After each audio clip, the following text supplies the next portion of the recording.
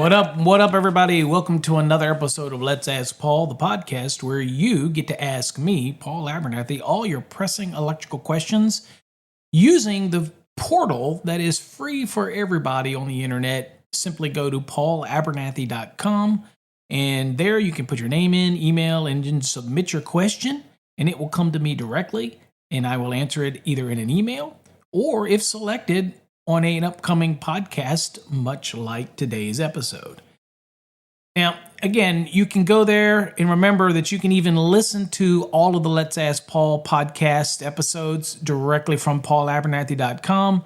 But don't forget, we have hundreds and hundreds of podcasts that you can listen on all of your favorite podcasting platforms.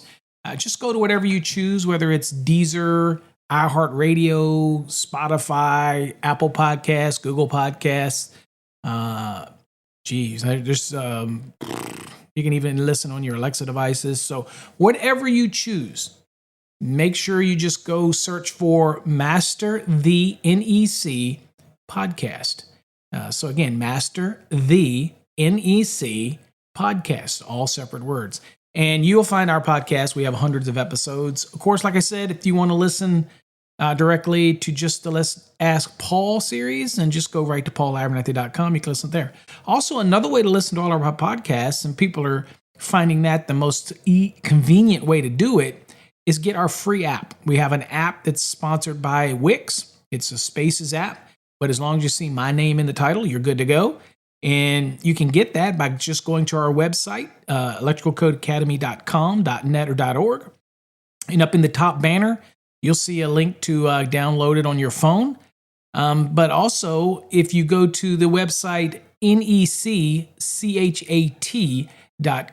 necchat.com, then you can download it directly from there as well. And a lot of people find that easy. Just take your phone, use your browser, go to necchat.com, and you can download it right to your phone. Painless. And you can get access to all of our podcasts from your phone, which will link up with any Bluetooth device, speakers, cars, whatever. And you can listen as you're going down the road. So if you're interested in that, go check out our mobile app, and we'd love to have you listening to more of our shows. All right, this episode of Let's Ask Paul is sponsored by, obviously, our corporation, Electrical Code Academy Incorporated, your one-stop shop for all electrical training, whether it's on the residential electrical codes, commercial electrical codes, grounding and bonding, industrial, electrical theory. Also, if you're really wanting to learn the National Electrical Code at a high level, or even preparing for an electrical exam, then we also have the Fast Tracks Black program. And then, of course, we have the Plus program, which is the same as the Black. It just gives you access to exclusive videos on the website that you wouldn't get if you're in the normal Black program. Anyway, all of that information is available over on our website. Make sure you just go to the page you want and watch the demo video. You'll get all the information on the program that you need, all the insight. I walk you through it. And we even have some tutorials available for free that anybody can access that kind of gives you a step-by-step of what's included in the program. Trust me.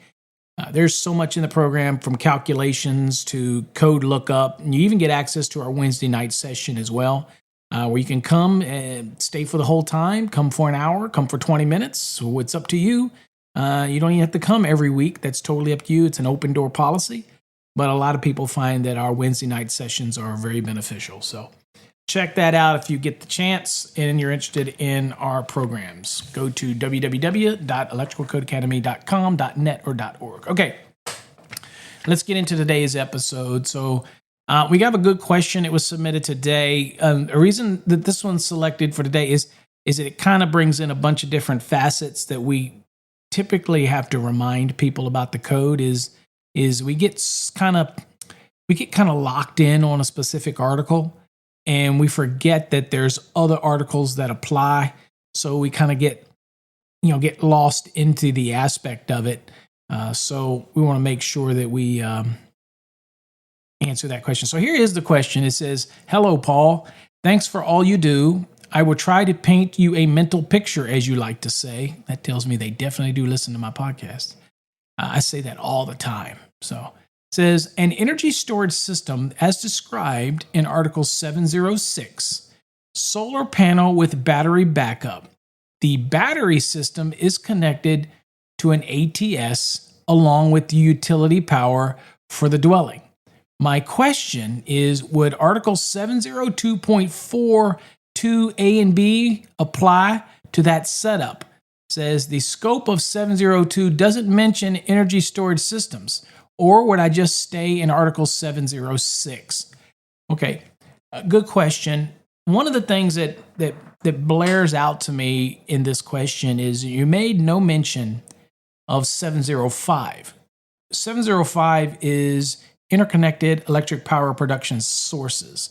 In this case, you've got the PV, which is coming in, and it's going to, obviously we have an inverter that is basically, you have multi-mode inverter, means that you have the utility, but you also have PV, and of course, then you also have storage. Now, of course, you could have an interactive inverter just for the utility segment, and then separate inverters for your PV, and in this case, also dealing with your battery storage. I guess the biggest picture that I want to paint for everybody is that obviously, since you mentioned 702, you're talking about an optional system. So an optional system gives you, it just basically is talking about the optional system, right? It's telling you that you have two choices here. You can do a manual transfer or you can do an automatic transfer. So the source of the power, ESS, energy storage system, or the PV, whatever that may be, the question really is talking about the optional standby system. Okay, so you're just talking about different sources of power. So 702 is not going to necessarily have to mention anything about 706 and the ESS.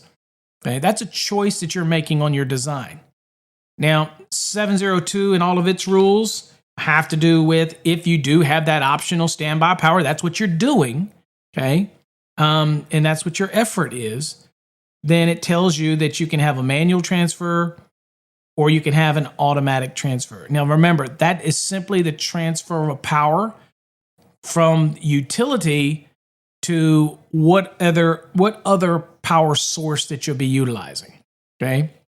Now, remember, whether it's PV going through an inverter or whether it's the ESS going through an inverter, like a multi-mode inverter, whatever that would be, that is kind of separate from what we're talking about when it comes to the transfer switch in this rule. So when you say 702.42 A and B, I'm assuming you mean 704.2 B, because A is available fault current, B, all of this has to apply, okay? So since you're talking about transfers, it makes it sound like you're really talking about 702.4 B1 and 2. That's what I think you're saying.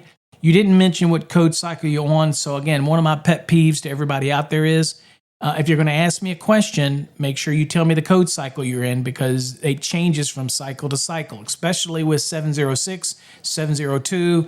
All these things are constantly evolving. PV systems, all of it's evolving constantly, right? So you have to remember that there's so many different elements that you're bringing into it in order for us to know what you're talking about, to be able to give you an educated response. Then we would need to know exactly where you're coming from in your statement. Now, with that said, again, we're talking about the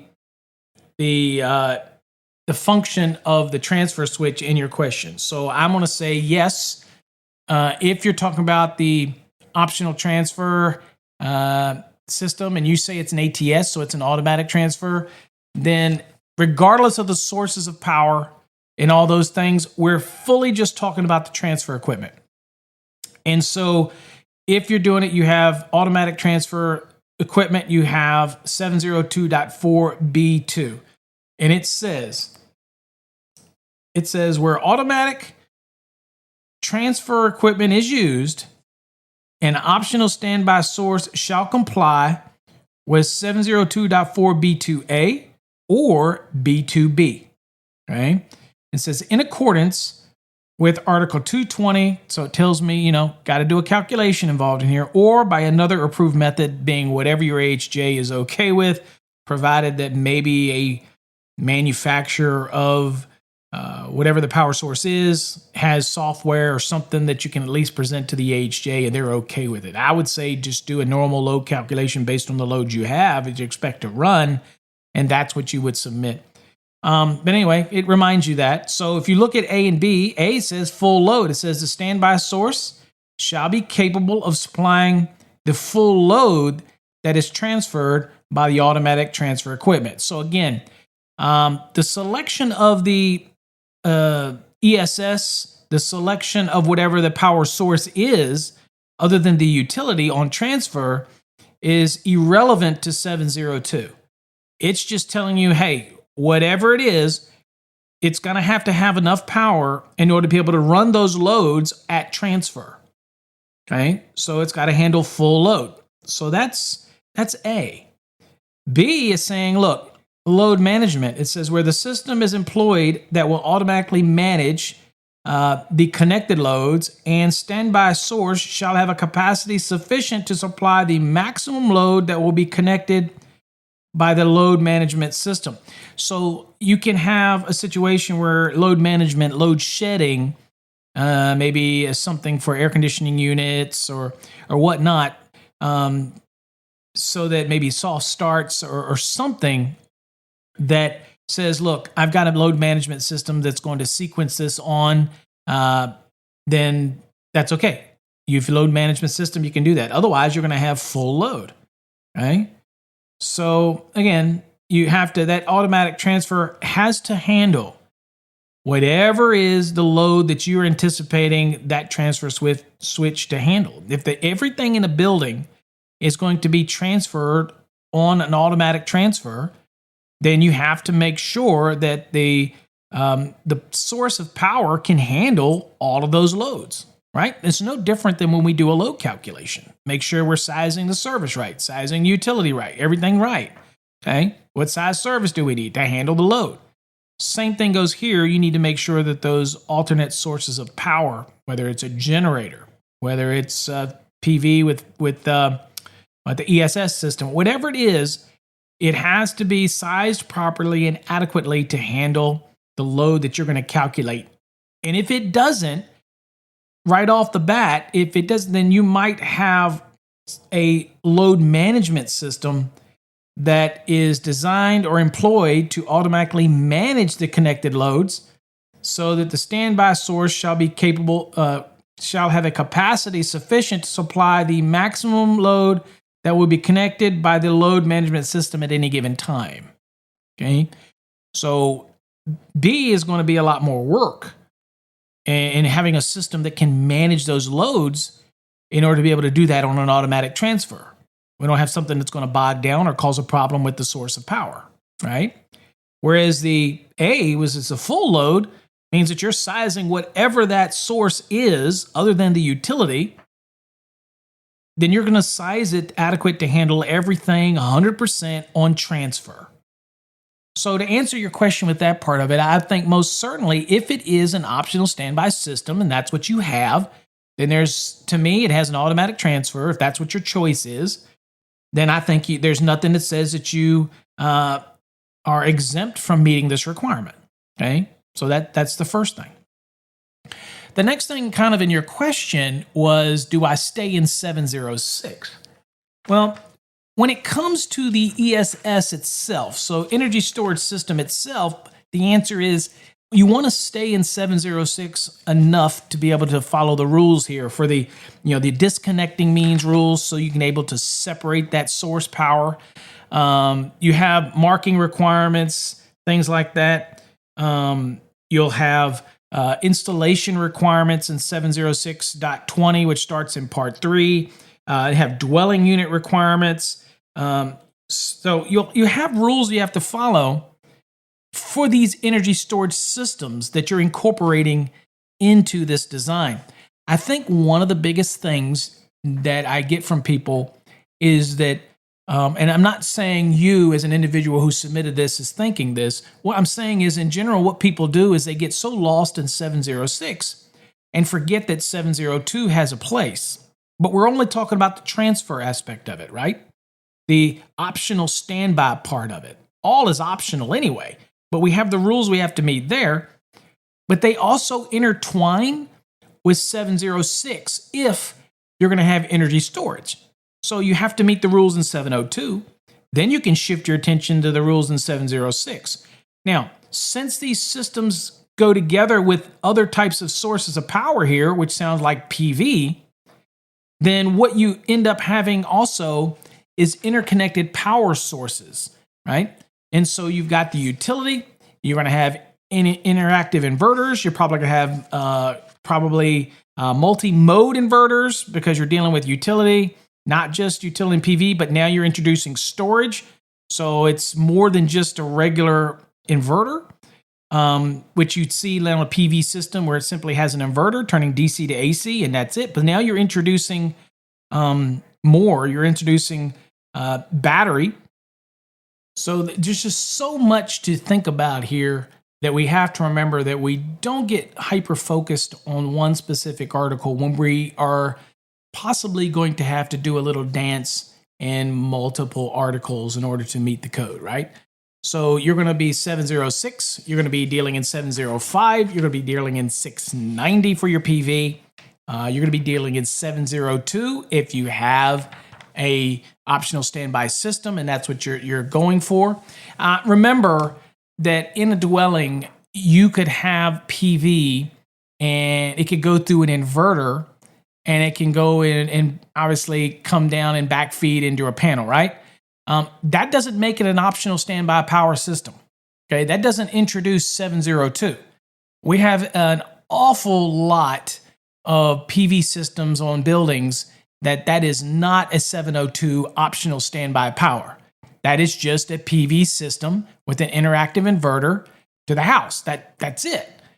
So when you bring in 702, that means you're making an effort to create optional standby power, and you're going to have that source, whether it's a generator, whether or not you're doing PV and you're going to have storage batteries like the Teslas or whatever, and you're achieving, if you're going to achieve optional standby power, and that's what you're going for in 702, then you got to meet all the rules in 702. You have to meet all the rules in 705. If it's energy storage, you got to meet all the rules in 706, especially for that energy storage system, whether it's certain types of ESS systems. Like for batteries, it's be 480.